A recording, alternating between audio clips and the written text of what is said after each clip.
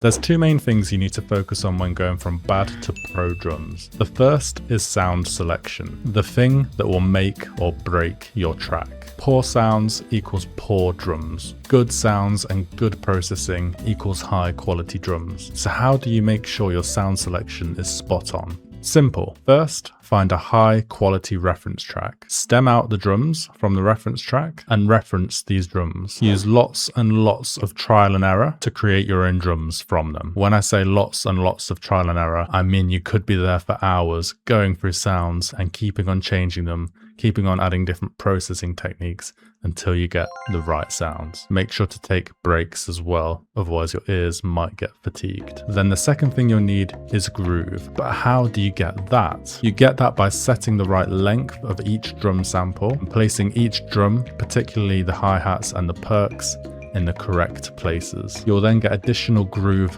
from basses, vocal chops or phrases, effects, sometimes reusing instruments from the intro/build-up, and of course from sidechain as well, and how your track transitions from the build-up to the drop. Now let me show you what bad sound selection and bad groove sounds like.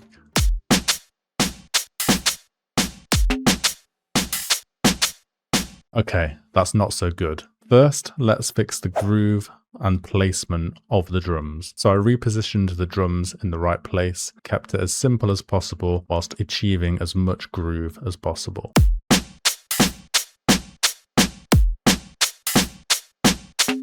Okay, it definitely flows better now, but the sound selection doesn't quite work yet and sounds off. Let's first change the kick. Now let's change the clap. Now let's change the hi-hats. Now let's change the perks.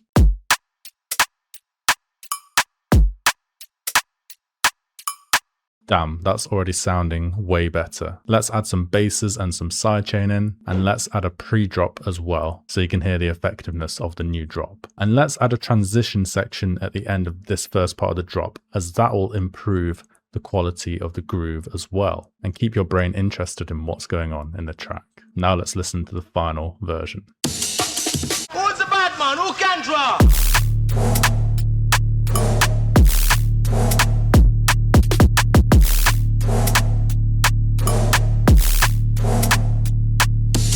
And that's the transformation complete. Let me know in the comments down below if you have any additional tips you think will be helpful. And if you enjoy my teaching style, why not check out my music production academy in the description down below, where you can learn how to absolutely transform your music productions. And if you enjoyed this video, why not watch this video here where I transform the first tune I ever produced and use all my producing knowledge to take it to the next level.